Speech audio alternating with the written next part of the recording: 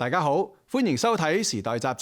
加拿大為動物收集及處理血液嘅動物血液銀行規模同埋營運非常系統化。今集會介紹。大眾可能認為動物於血庫儲備血液，獸醫最常用嚟處理狗隻傷口，其實更常用於狗隻嘅自身免疫疾病上。管理動物血庫喺捐血要求、捐血量、血液嘅存放同運送、血液嘅分類同埋研究方面都有嚴格嘅規範。蘇瑞珍報導。當人因意外受傷或者手術失血過多嘅時候，緊急輸血係救命嘅關鍵。而紅十字會為咗確保血庫嘅血量充足，時常鼓勵大眾主動捐血。但換作係家中嘅寵物因為意外或者手術需要獲得輸血嘅時候，要去邊度揾到寵物嘅血液或者係其他血製品呢？拍攝當日就有啲狗仔被主人帶到動物醫院嚟捐血。I actually got texted personally that there was a donation program happening here, only because we had set up in my clinic last year that we were doing a donor clinic. So Michelle was already registered. I feel like it's something that's always needed to be done. You know, you hear about the human blood bank and everything, and you always need people that are donating, and you always need dogs that are donating because you never know when that circumstance is going to happen, right? So it's always a good thing to, bring in extra supplies, extra stock if needed. 主人帶狗仔捐血前，必須確保狗仔身體冇患病，年齡係1歲至8歲之間，體重25至55公斤，亦要接種晒所有嘅疫苗。狗主最好先同自己嘅獸醫表達出想幫狗隻捐血嘅意願，再由獸醫決定狗狗係唔係適合捐血。狗主需要向加拿大動物血液銀行提供由獸醫簽發嘅證明書，狗仔先可以去捐血。到捐血日，醫療人員會為狗隻量體溫，檢查基本健康狀況，亦會向狗主了解狗隻嘅身體有冇不適，確保一切正常之後，就會為狗仔喺腳部抽少量血液，即場做檢測，了解狗隻嘅體內是否有寄生蟲。得出結果之後，先會正式進行抽血。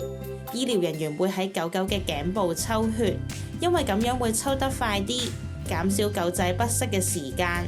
醫生、護士同狗主喺抽血期間會不斷撫摸狗狗，又會讚佢乖同叻，去安撫佢嘅情緒。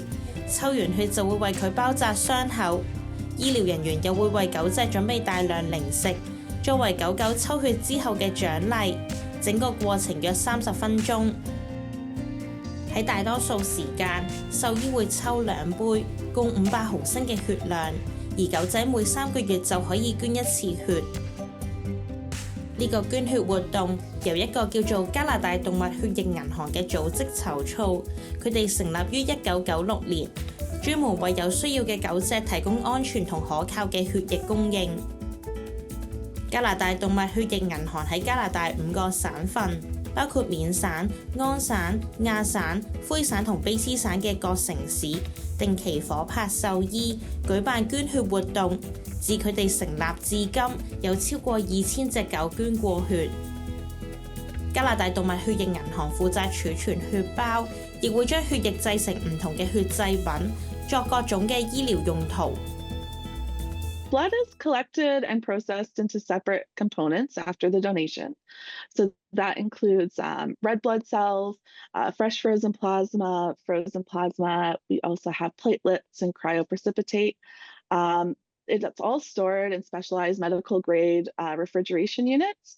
And then blood products are shipped to veterinary clinics using specialized containers just to make sure that they're maintaining the correct temperature and the right quality. Because blood products have such a short shelf life, 1 unit of blood would stay in your fridge when properly stored up to 35 days. So that means it has to be used within that time frame. Some of the other products, fresh frozen plasma can be frozen and stored properly up to 1 year for use. So that just has a longer shelf life. And then our frozen plasma can be a little bit longer, can be stored frozen for 3 years. 當有狗隻需要得到輸血或者係其他血製品嘅時候，獸醫會向加拿大動物血液銀行提出申請，要求血包，血液銀行就會派人運送血包到醫院。呢個非牟利機構主要依賴主人帶健康嘅寵物狗作為捐血者，確保獸醫可以喺其他狗狗緊急需要血嘅時候，為狗隻輸血嚟拯救生命。You would probably think that the most common use of dog blood is for traumas. I don't think that actually is the most common. We see a lot of illnesses, especially autoimmune diseases, where the body's own immune system starts breaking down their own blood cells, or the cells that help with forming blood clots. So that's probably the most common cause that we're using it for, are immune-mediated conditions. We do use it for traumas. We use it sometimes around surgeries associated with blood loss during surgery. Those are probably the big categories. We're usually giving, it depends on the type of blood product that we're giving.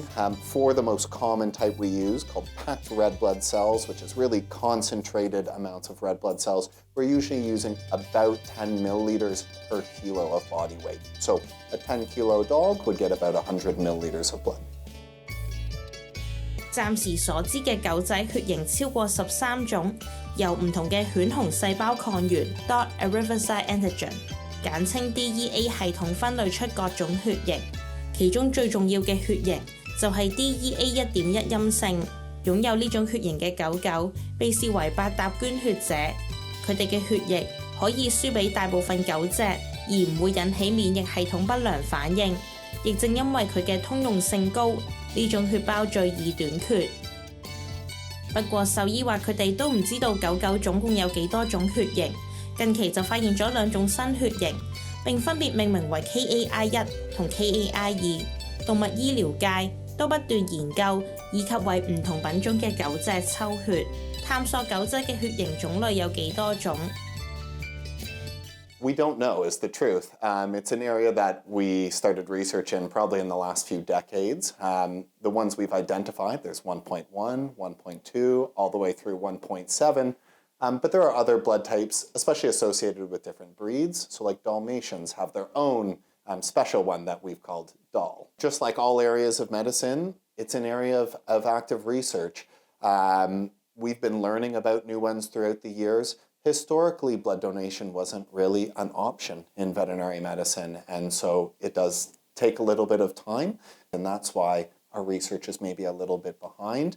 And there's also so many different breeds. So if you compare between people, we're all relatively similar. Within the dog population, there's a lot of different breeds that haven't intermingled in hundreds or sometimes longer, thousands of years. And so they've even evolved their own subtypes specific to their breed. 同人一樣，除咗百搭血型之外，其他唔同嘅血型係唔可以相互輸送使用。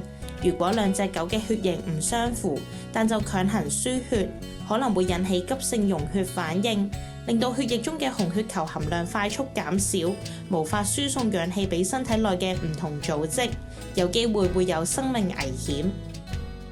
獸醫建議狗主可以為狗仔驗血，了解自己隻狗係咩血型。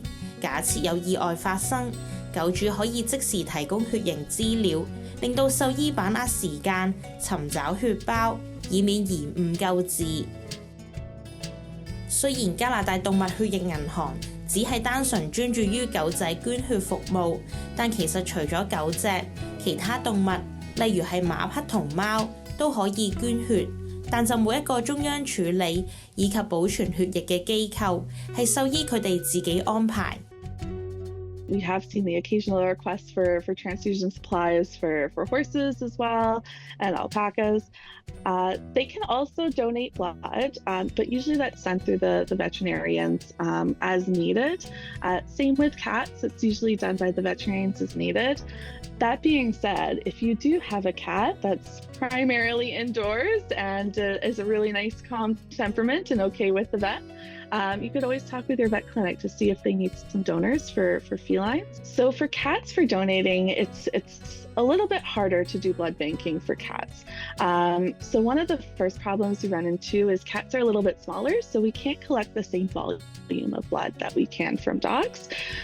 Also for dogs, at the Canadian Animal Blood Bank, we don't use sedation or anything like that. All of the dogs volunteer. If there's donations not for them, we just don't continue with the donation. It's a little bit more rare. Cats can be a little bit more tricky. 加拿大動物血液銀行除咗需要狗仔捐血，佢哋都好需要幫狗仔安排捐血嘅義工。Sharon 係其中一名義工，每個月有時間就會參與捐血活動。I started volunteering about 2 years ago after a vet that I work with through rescue suggested that my foster dog was heavy enough to make a donation and might be a good candidate, especially because some standard poodles are known to be negative donors. So then once I went through the process and I realized what a good thing it is to do, I decided that I'd like to volunteer.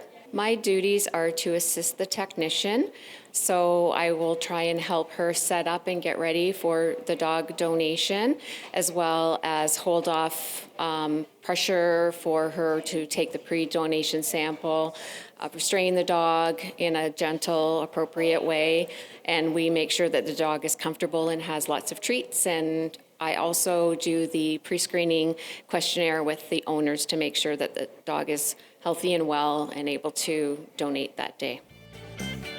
加拿大動物血液銀行話狗仔捐血對狗仔自身都有益處，包括醫療人員會檢查狗狗所捐嘅血液，如果佢哋發現血液有異常，可以即刻通知狗主，讓主人安排狗仔做更詳盡嘅檢查，了解狗仔是否患上血源性疾病，或者狗狗係咪有心絲蟲寄生在內。心絲蟲可能會令到狗仔出現嚴重嘅心肺功能問題，甚至引發死亡風險。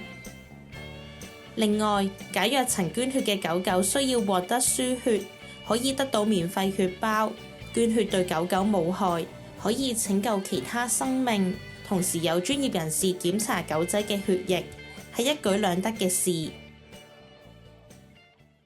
如果觀眾有任何具啟發性嘅故事、人物專訪建議，或希望我哋關注嘅社區議題，歡迎致電905-882-7117留言，我哋非常樂意聽取你嘅意見、你嘅故事，或者會成為本節目嘅報導內容。